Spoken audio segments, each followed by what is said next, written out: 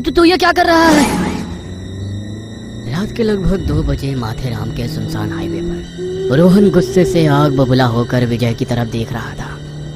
उसके हाथ में एक तेज धार वाला चाकू था। विजय के माथे पर पसीना साफ झलक रहा था। रोहन तू पागल हो गया है क्या? और तभी रोहन अजीब तरह से मुस्कुराता है और बिना कुछ सोचे एक झटके में चाकू को पूरी तरह से विजय की गर्दन में घोंप देता है। अचानक हुए हमले से गाड़ी का संतुलन बिगड़ जाता है और गाड़ी सड़क किनारे खड़े एक पुराने बरगद के पेड़ से टकरा जाती है। विजय ड्राइविंग सीट पर मरा पड़ा था और उसे देख रोहन जोर जोर से हंस रहा था।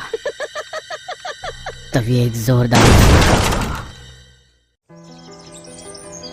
सीड, विक्की और मॉन्टी बचपन से साथ एक ही स्कूल, एक जैसी शरारतें और एक ही सपना। एक दिन सीड ने कहा, यार इस हॉलीडे वीकेंड को झटके करते हैं ना। किसी ने पूछा, कहीं जाना है क्या? बस ऐसी भी स्टार्ट हुई और शाम के सूरज को चीरती हुई तीनों की यारी नई मस्ती की तलाश में माथेरान के लिए निकल पड़ी। यार यारी से बढ़कर कुछ भी नहीं, और होली पार्टी, वाह मजा आ जाएगा। भांग, नाचना और मस्ती। हैशटैग लंगोटिया trip, no GF only BF. Shortcut लेंगे, टाइम भी बचेगा और एडवेंचर फ्री में मिलेगा। ऐसी भी हवा से बातें कर रही थी। रेडियो पर डीजे का बेस फट रहा था और पहाड़ी पेड़ों पर गाड़ी ऐसे दौड़ रही थी जैसे किसी फिल्म का क्लाइमैक्स चल रहा हो। विक्की मोबाइल के कैमरे में अपनी मुस्कान कैद कर रहा था। मॉन्टी सीट पर झूमते हुए अपनी सनग्लासेस को एडजस्ट कर रहा था और सीड हर मोड़ पर आंखों में अलर्टनेस लिए जैसे आने वाले तूफान को भांप रहा हो। वाह, इतनी हसीन रात और सुनसान सड़क पे यूं हाई स्पीड में गाड़ी चलाना, क्या फील है। बस एक ही कमी है, काश हमारी तिगड़ी में कोई लड़की भी होती। Monty, have you gone mad? आधी रात को तुझे लड़की चाहिए? यहाँ सुनसान सड़क पे कोई ना मिले तो ही अच्छा है। सुना है छलावा रात के वक्त अपना शिकार ढूंढता है। हे भगवान, ये डरपोक हमारा दोस्त कैसे बन गया? छलावा और भूत भूत की बातें 19वीं की सदी में होती थी। मॉडर्न बन। मैं सीरियस हूँ यार।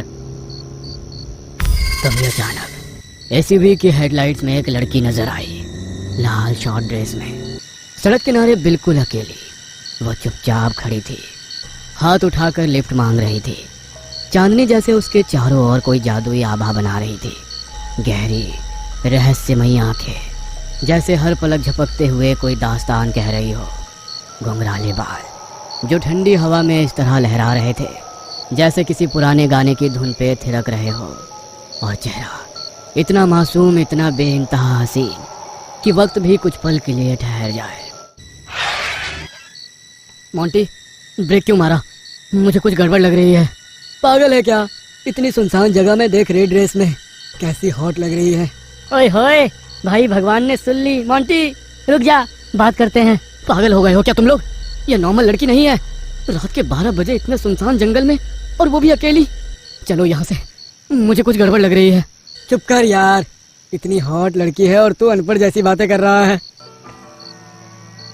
हाय, एक्चुअली मेरी कार यहाँ खराब हो गई और फोन भी डेड है। अब क्या आप लोग लिफ्ट दे सकते हो?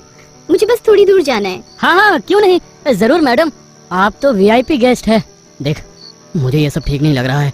तूने देखा उसे? मेरा मतलब, ऐसे कौन लिफ्ट मांगता है? चिल कर सेठ, बेचारी मुसीबत में है। कभी कभी जिंदगी थ्रिलर बन जाती है।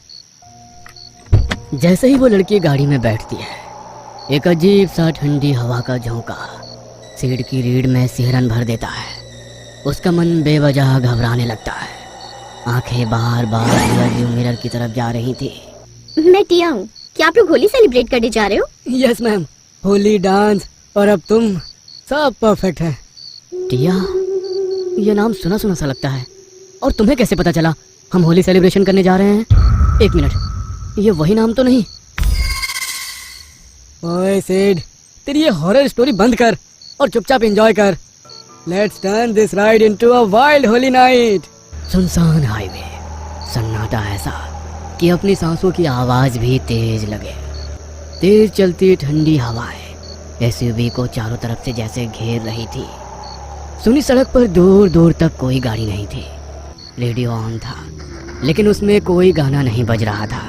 सिर्फ धीमी बेसुरी फुसफुसाहटें, जैसे कोई पुरानी ट्यून उलझ कर अटक गई हो या जैसे कुछ कहना चाह रहा हो। लेकिन बोल सुनाई नहीं दे रहे हो। ओए तेरी, ये रेडियो बज रहा है या पुरानी सिलाई मशीन?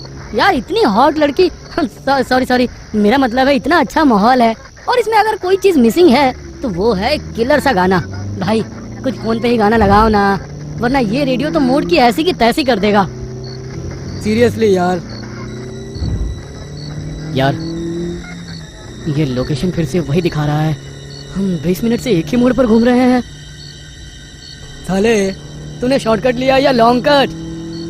साले गूगल अंकल भी धोखेबाज निकले।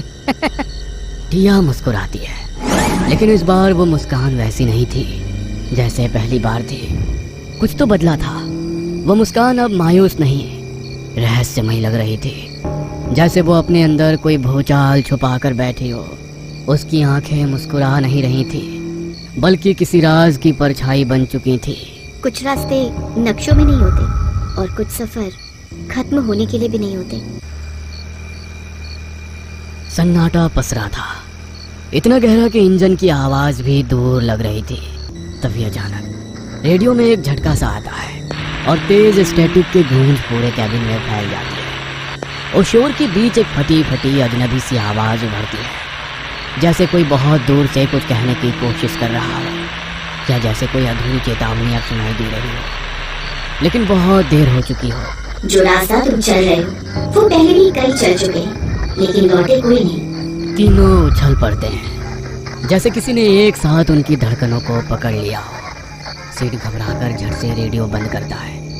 केबिन में अब बस भारी सांसों की आवाज गूंज रही थी। उसी पल खिड़की के बाहर कुछ हलचल होती है। सीट की नजर झट से उस तरफ जाती है। झाड़ियों के पीछे से एक धुंधली सफेद सी आकृति दिखती है और फिर अंधेरे में गुम हो जाती है। तुम सबने देखा क्या? कोई कुछ नहीं कहता। एसयूवी के अंदर अजीब सी खामोशी छा जाती है। सीट पीछे पलट के देखता है, वहां सिर्फ काली धुंध थी। रास्ता जैसे गायब हो चुका था। यार ये जगह और ये लड़की, ये सब नॉर्मल नहीं है मॉन्टी। यार stop it Sid. I am sorry Tia, Sid की बेवकूफ़ी के लिए ये ऐसी बातें करता रहता है। सीड की आंखों में हल्की बेचैनी थी, लेकिन विक्की और मॉन्टी फिर से मजाक के मूड में थे। भाई भूख से जान जा रही है, कोई ढाबा दिखे तो रोकना। ओ हेल्थ फ्रीक, तुझे भी भूख लगती है? कुछ दूर जाते ही अचानक एक हल्की सी टिमटिमाती रोशनी नजर आती है। एक पुराना सा ढाबा जो अंधेरे में जैसे एकमात्र उम्मीद की लौ बनकर चमक रहा था। बस वहीं रुक यार, मुझे खाना नहीं मिला तो आज मैं तुम सबको ही खा जाऊंगा। एसयूवी धीरे धीरे ढाबे के पास रुकती है और बाहर का सन्नाटा जैसे हर चीज को निगल रहा हो। वहां बैठा बूढ़ा मालिक, उसका चेहरा झुर्रियों से भरा हुआ था और उसकी आंखें अंदर धसी हुई थी। भाई कुछ टेस्टी है क्या? आज तो खास गोश्त बनाया है, ताजा है, बहुत ताजा, इतना खास कि हड्डियां भी नरम है। भाई ये बुढ़ऊ रात के 3 बजे हड्डियों की बात क्यों कर रहा है? मुझे कुछ ठीक नहीं लग रहा है। भाई गोट करी होगी, तू जो ये ज्यादा हॉरर नेटफ्लिक्स देखता है ना, ये सब उसी का असर है। तभी सीड की नजर अचानक ढाबे के दीवार पर टंगी एक पुरानी फोटो पर पड़ती है। वो फोटो धुंधली और फटी हुई थी, लेकिन उसमें साफ साफ एक लड़की दिखाई दे रही थी। उसका चेहरा बिल्कुल टिया जैसा था।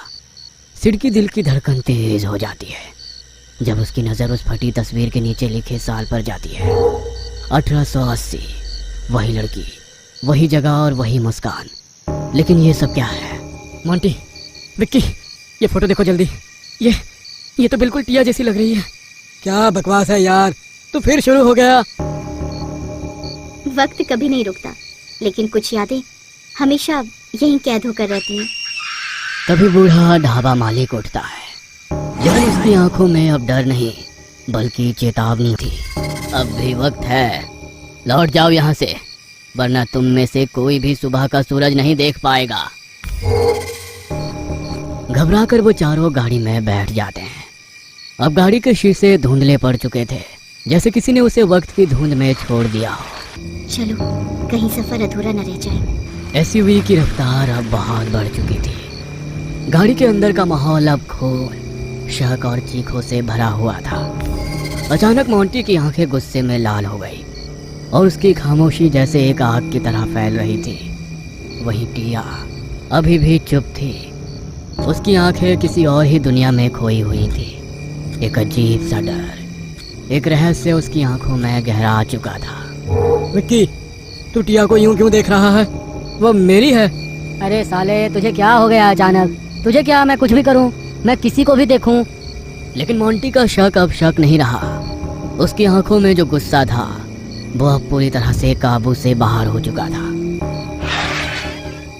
उसने अचानक सीट के नीचे से एक लोहे की रॉड निकाली और बिना कुछ सोचे एक जोरदार वार विक्की के सिर पर करता है। एक झटके में विक्की का सर फट जाता है और वो सीट पर गिरता है।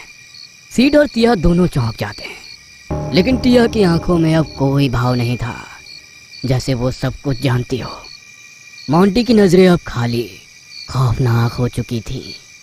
विक्की का सर पूरी तरह फट चुका था और उसका खून गाड़ी में हर तरफ फैल गया था।